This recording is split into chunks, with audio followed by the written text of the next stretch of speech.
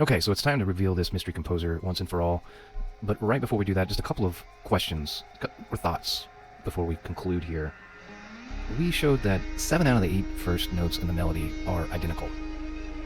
So think about it this way. If you wrote a fantasy novel and the first 7 words are identical to the opening of The Hobbit, you're probably going to get sued immediately, right? And before we listen to this, especially the film score from this mystery composer, think about some of these things that John Williams has said when people are discussing this subject. He said things like, we are living in a world where we're standing on shoulders that are unmatchable, especially in music. I mean, the masters that have lived before are almost unapproachable in their inspiration and their technique.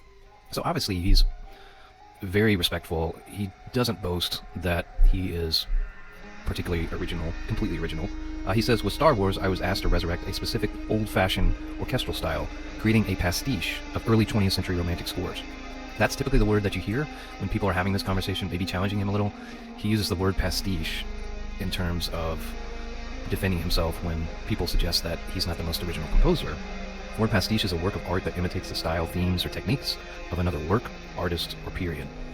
So I want you to hold that thought, hold those quotes in your mind, and after we listen to particularly the film score of this mystery composer, and think about the 7 out of 8 notes, is John Williams really being genuine?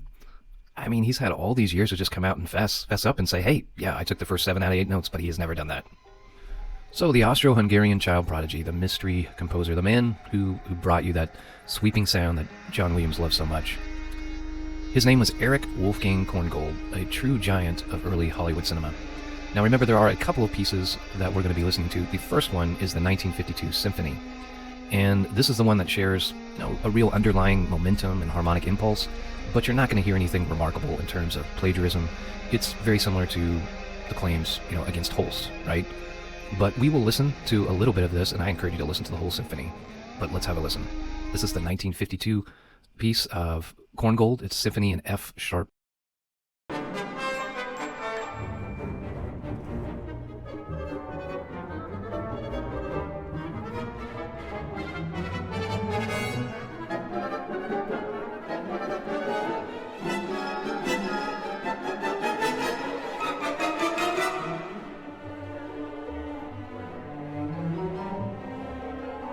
Okay, as I said, nothing too remarkable there, but let's listen to the 1942 film score. This is a film called King's Row.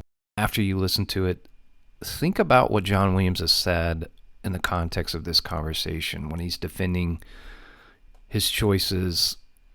Think about the word pastiche. And the question is John Williams being sincere? Or has he been caught red-handed? I'll let you decide.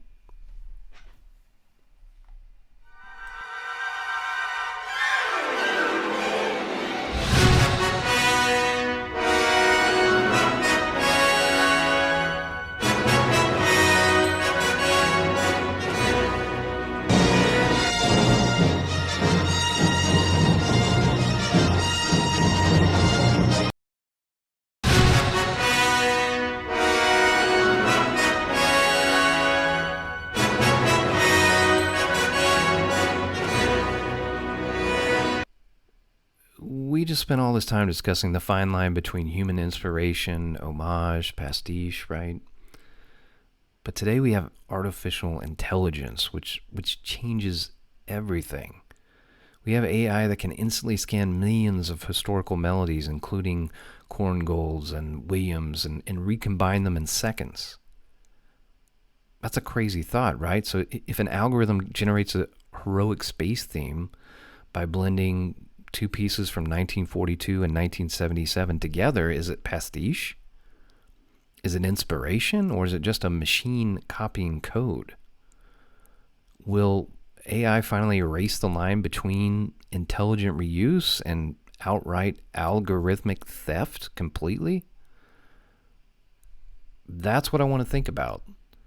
And as Stolen Hooks dives more and more into these types of stories, we'll continue to meditate on this thought because it's important and it's kind of scary.